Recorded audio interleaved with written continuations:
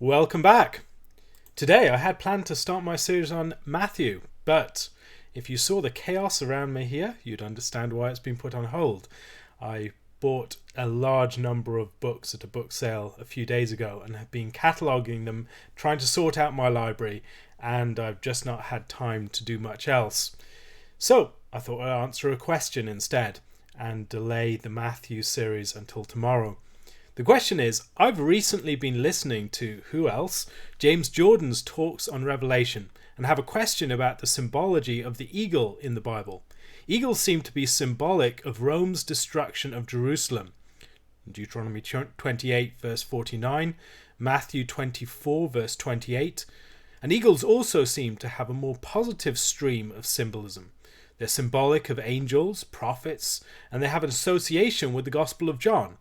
Is there a way to merge these streams? It's a good question, and I think we should start off by thinking about the characteristics of the eagle. The eagle is a bird of prey that lives in generally often mountains, that flies really high and has strength in its talons, that can be a threat to livestock, can occasionally be a bird that will eat carrion, not just live prey. And so we've got some basic idea of this creature. When we think about the characteristic of the eagle as a bird of prey, maybe we can think about some of the symbolism arising in connection with that. As a bird of prey, the eagle is one that is associated with warfare themes, with the carcass of Israel and the eagles of Rome coming upon that carcass. That is one symbol. You can think about the way that the symbol of the eagle has been taken up by various nations, by the US, by Rome itself, with its banners and other use of eagle symbolism. You see it in a number of other countries where the symbolism of the eagle has been taken up as a symbol of military might and speed. It's a symbol of dignified power. It's a symbol of the ease with which the eagle can swoop and go high up in the air and just circle. And so we can see in Isaiah chapter 40 that rise up with wings like eagles and not being weary. You can think also about the way that the eagle swoops down upon its prey. It's a threat. And so Babylon and Egypt are described as eagles within the prophets, eagles swooping upon the vine of Israel.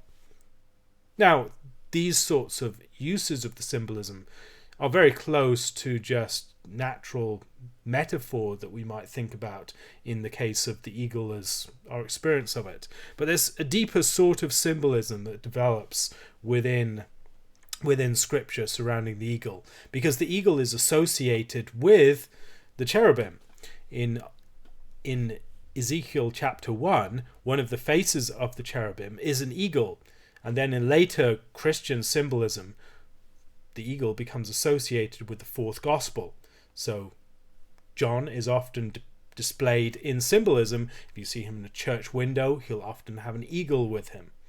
And so the eagle symbolism is an important aspect of Christian symbolism. Think also about the way that many lecterns in Christian churches will have eagles upon them, or be an eagle lectern.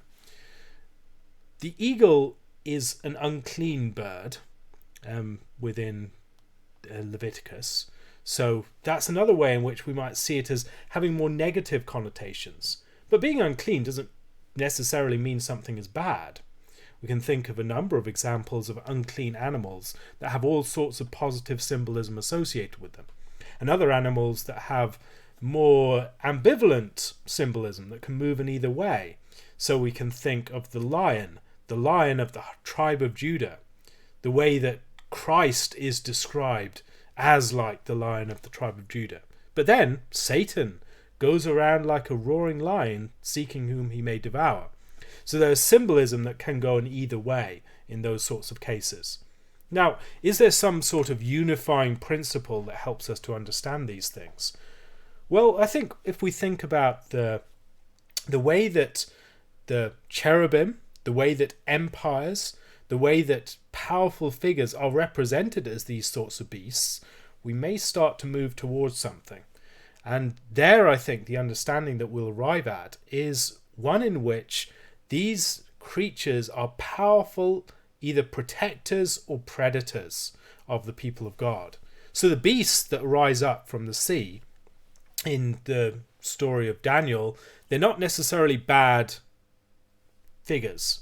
They represent empires, but they can also represent protectors of Israel.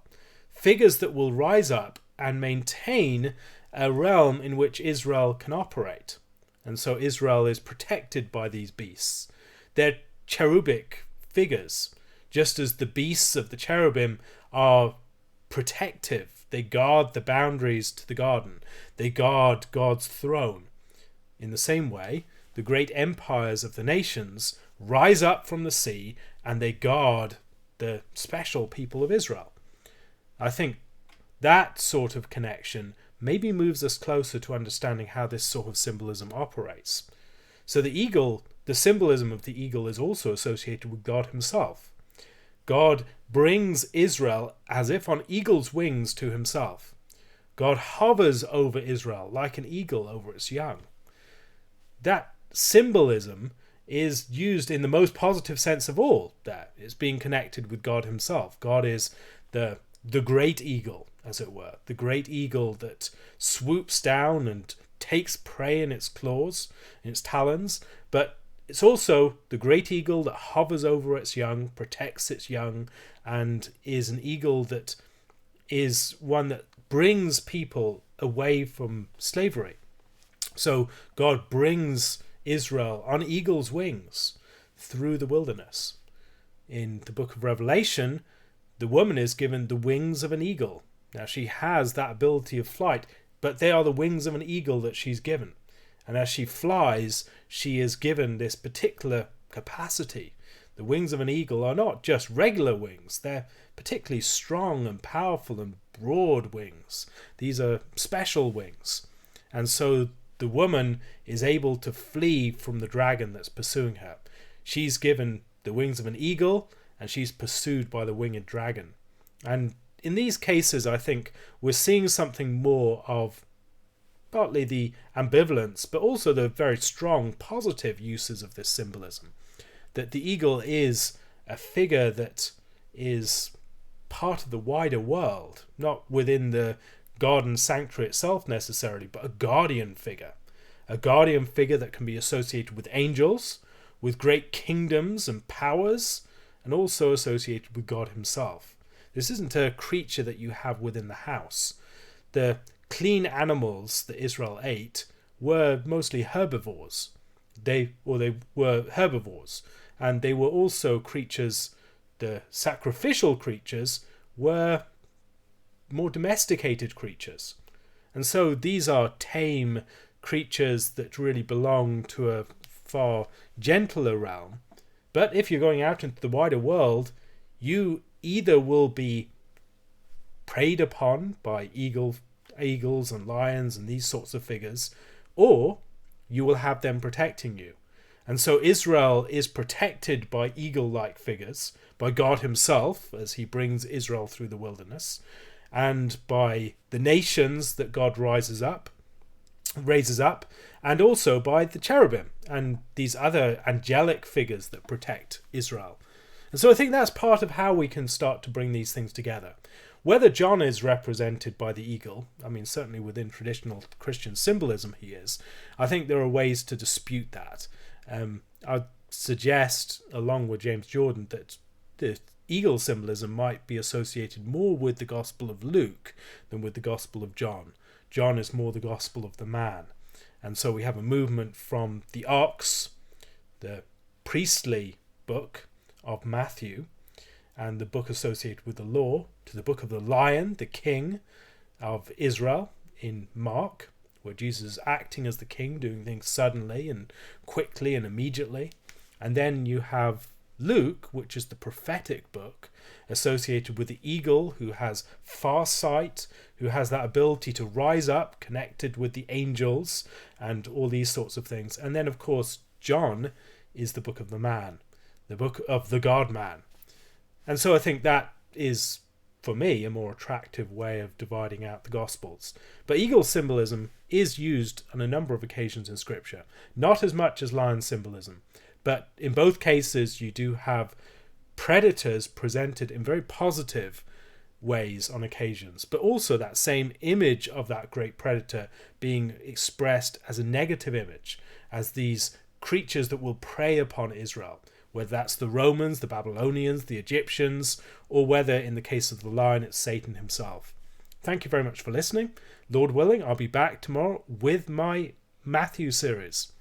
If you'd like to support this and other podcasts like it, please do so using my Patreon or my PayPal account, or buy me books from my Amazon account. I'll give the links to all of those below. God bless, and thank you for listening.